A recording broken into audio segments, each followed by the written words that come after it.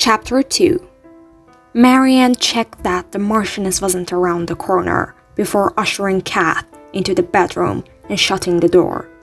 The other maid, Abigail, was there already, dressed identical to Marianne in a demure black dress and white apron, attempting to swat a rocking horsefly out the open window with a broom. Every time she missed it, it would nick her and whip its mane to either side, before flying back up toward the ceiling. "These pets will be the death of me," Abigail growled to Marianne, sweeping the sweat from her brow. Then, realizing that Catherine was there too, she dropped into a lopsided curtsy. Catherine stiffed. "Abigail!" Her warning was too late. A pair of tiny rockers clumped over the back of Abigail's bonnet before the horse darted back up toward the ceiling. "Why, you obnoxious little pony!" Abigail screeched, swinging her broom. Cringing, Marianne dragged Catherine into the dressing room and shut the door. Water had already been drawn in a pitcher on the washing stand. "There isn't time for a bath, but let's not tell your mother that," she said, fiddling with the back of Catherine's muslin dress, while Kath dipped a washcloth into the pitcher. She furiously scrubbed the floor from her face. How had she managed to get it behind her ears? "I thought you were going into town today," she said, letting Marianne peel off her dress and chemise. "I did, but it was fabulously dull. All anyone wanted to talk about was the ball, as if the king doesn't have a party every other day." Taking the washcloth, Marianne scrubbed Catherine's arms until her flesh was pink. Then spritzed her with rose water to cover up the lingering aroma of pastry dough and oven fires. There was a lot of talk about a new court joker who will be making his debut tonight. Jack was bragging about how he's going to steal his hat and smash the bells as a sort of initiation. That seems very childish. I agree. Jack is such a knave. Marianne helped Catherine into a new chemise before pushing her down onto a stool and running a brush through her dark hair. "I did hear one bit of interesting news though. The cobbler is retiring and will be leaving his storefront empty by the end of this month." With a twist, a dish full of pins and a touch of beeswax, a lovely chingon rested at the nape of Catherine's neck, and her face was haloed by a cluster of jovial curls. "The cobbler? On Main Street?" "The very one." Marianne spun Kath around, her voice dropping to a whisper. "When I heard it, I immediately thought what a fine location it would be for us." Kath's eyes widened. "Sweethearts, you're right next to that toy shop. And just down the hill from the quaint white chapel. Think of all the wedding cakes you'd be making. Oh, we could do a series of different flavored cobblers for our grand opening in honor of the shoemaker. We'll start with the classics blueberry cobbler, peach cobbler, but then imagine the possibilities. A lavender nectarine cobbler one day, and the next, a banana butterscotch cobbler, topped with biscuit crumble in. "Stop it!" Marianne laughed. "I haven't had supper yet." "We should go look at it, don't you think, before word get out?" "I thought so too. Maybe tomorrow. But your mother, I'll tell her we are going shopping for new ribbons. She won't mind." Kath swayed on the balls for her feet. "By the time she finds out about the bakery, we'll be able to show her what a tremendous business opportunity it is, and even she won't be able to deny it." Marianne's smile turned tight. "I don't think it's the business opportunity she's bound to disapprove of." Kath flitted away her concern, although she knew Marianne was right. Her mother would never approve of her only daughter, the heir to Rock Turtle Cove, going into the men's world of business. especially with a humble servant like Marianne as her partner. Besides, baking was a job fit for servants, her mother would say, and she would loathe the idea that Kath planned on using her own marriage dowry in order to open the business herself. But she and Marianne had been dreaming of it for so long. She sometimes forgot that it wasn't yet reality. Her pastries and desserts were already becoming renowned throughout the kingdom, and the king himself was her grandest fan, which might have been the only reason her mother tolerated her hobby at all. Her approval won't matter, Kath said, trying to convince herself as much as Marianne. The idea of her mother being angry over this decision, or worse, disowning her, made her stomach curdle. But it wouldn't come to that, she hoped. She lifted her chin. "We're going forward with or without my parents' approval. We're going to have the best bakery in all of Hearts. Why? Even the White Queen will travel here when she hears word of our decent chocolate torts and bliss-free clump-free currant scones." Marianne bunched her lips to one side, doubtful. "That reminds me," Kath continued.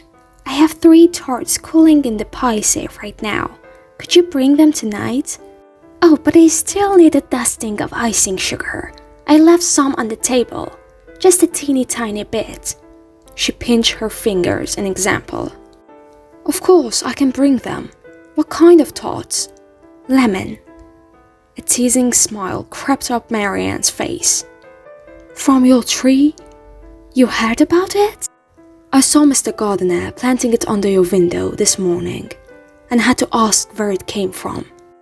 All that hacking they had to do to get it unwound from your bedpost, and yet it seemed no worse for where." Catherine wrung her hands, not sure why talking about her dream tree made her self-conscious. "Well, yes, that's where I got my lemons, and I'm certain these tarts are my best yet. By tomorrow morning, all of Hearts will be talking about them and longing to know when they can buy our desserts for themselves." "Don't be silly, Kath." Marianne pulled a corset over Kath's head. "They've been asking that since you made those ginger biscuits last year." Kath wrinkled her nose. "Don't remind me. I overcooked them, remember? Too crisp on the edges." "You're too harsh a critic." "I want to be the best." Marianne settled her hands on Kath's shoulders. "You are the best, and I've calculated the numbers again. With the expected costs attached to Mr. Caterpillar's shop, monthly expenses, and the cost of ingredients, all measured against our planned daily output and pricing, adjusted to allow some room for error, I still think we would be profitable in under a year." Kath clapped her hands over her ears. "You take all the fun out of it with your numbers and mathematics. You know how they make my head spin." Marianne sniffed and turned away, opening the wardrobe. "You have no trouble converting tablespoons into cups. It's not all that different." "It is different, which is why I need you on this venture. My brilliant, oh so logical business partner." She could almost feel Marianne's eyes roll. "I'd like to get that in writing, Lady Catherine. Now I seem to recall we had chosen the white gown for tonight." "Whichever you want." Stifling the fantasy of their future bakery, Kath set to clipping a set of pearls to her earlobes. "So?" Marianne asked as she pulled a pair of drawers and a petticoat from the wardrobe, then urged Kath to turn around so she could adjust the corset laces. "Was it a good dream?" Kath was surprised to find that she still had pastry dough beneath her fingernails. Picking at it gave her a good excuse to keep her head lowered, hiding the blush that crept up her throat. "Nothing too special," she said, thinking of lemon-yellow eyes. She gasped as the corset tightened unexpectedly, squeezing her ribcage. I can tell when you're lying, said Marianne. Oh, fine. Yes, it was a good dream, but they're all magical, aren't they? I wouldn't know. I've never had one, though Abigail told me that once she dreamed about a big glowing crescent shape hovering in the sky. And the next morning, Cheshire showed up, all grinning teeth hovering in the air and begging for a saucer of milk. Years later, and we still can't seem to get rid of him. Kath grunted. I'm fond of Cheshire, yet I can't help but hope that my dream might pretend something a bit more magical than that. Even it doesn't. At least you got some good lemons out of it. True, I shall be satisfied. Though she wasn't, not nearly. Catherine? The door swung open and the Marchioness floated in. Her eyes saucer-wide and her face purple-red despite having been recently powdered. Catherine's mother lived in her life in a state of constant bewilderment. There you are, my dear darling. What are you? Not even dressed yet. Oh, Mama, Marianne was just helping me. Abigail, stop playing with that broom and get in here. We need your help. Marianne, what is she wearing? My lady, they thought the white gown that she... Absolutely not. Red. You will wear the red dress. Her mother swung open the wardrobe doors and pulled out a full gown overflowing with heavy red velvet, an enormous bustle, and a neckline that was sure to leave little unexposed. Yes, perfect. Oh, Mama, not that dress. It's too small. Her mother picked a waxy green leaf off the bed and draped the dress across the covers. No, not too small for my precious little sweetling. This is going to be a very special night, Catherine, and it's imperative that you look your best. Kath traded a glance with Marianne, who shrugged. But it's just another ball. Why don't I... Tut, child. Her mother scurried across the room and framed Kath's face in both hands. Though her mother was bony as a bird, there was no sense of delicacy as she pinched and squeezed Kath's face. You are in for such a delight this evening, my pretty girl.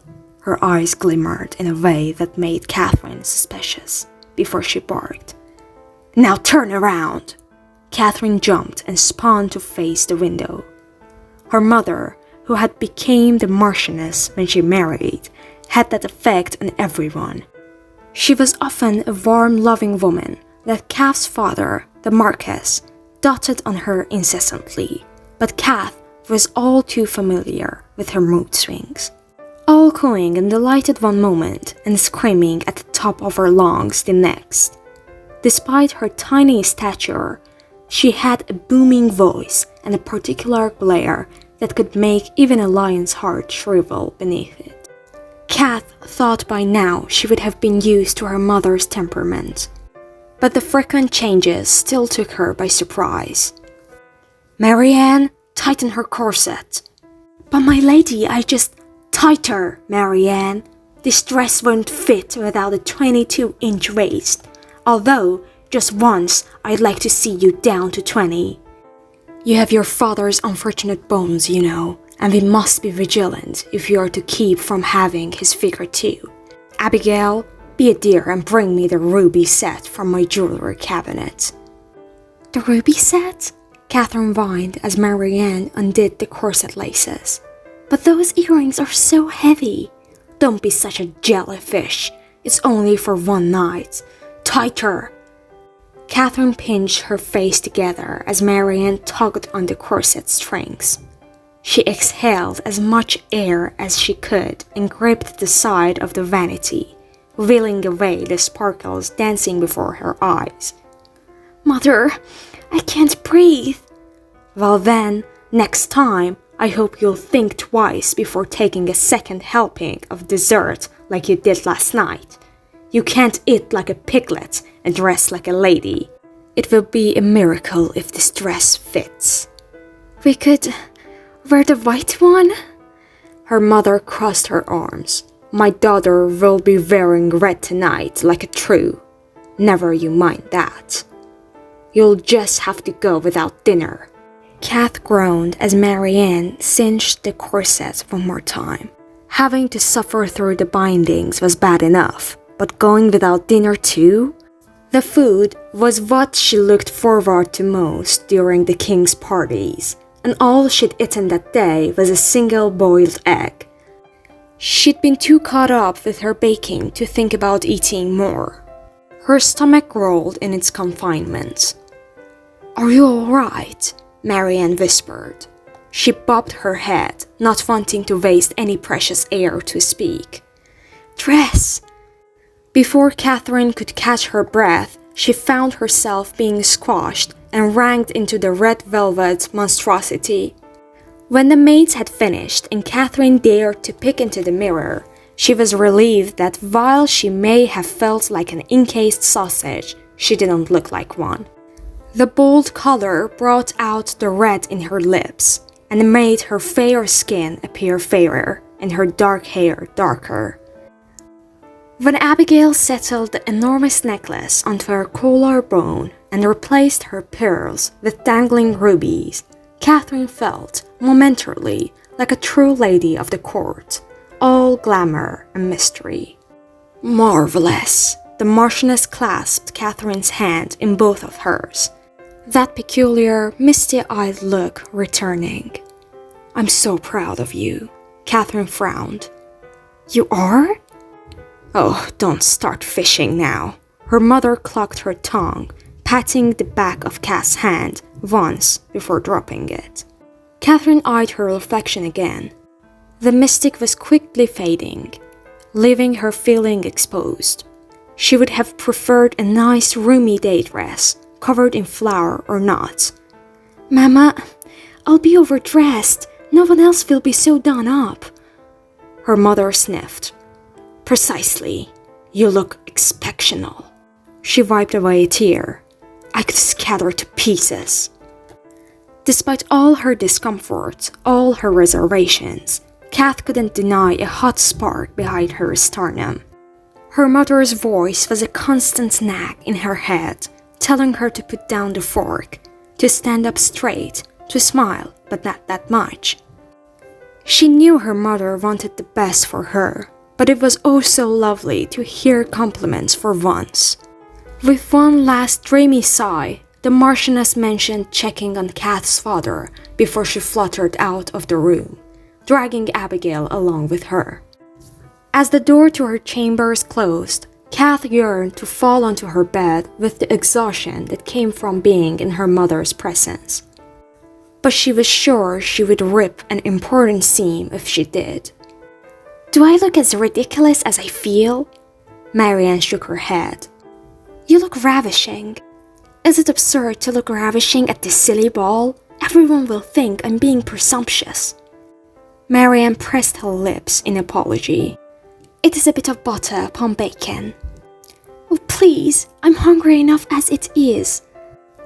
Kath twisted inside the corset, trying to pry up some of the boning that dug into her ribs, but it wouldn't budge. "I need a chocolate." "I'm sorry, Kath, but I don't think that dress could fit a single bit. Come along, I'll help you into your shoes."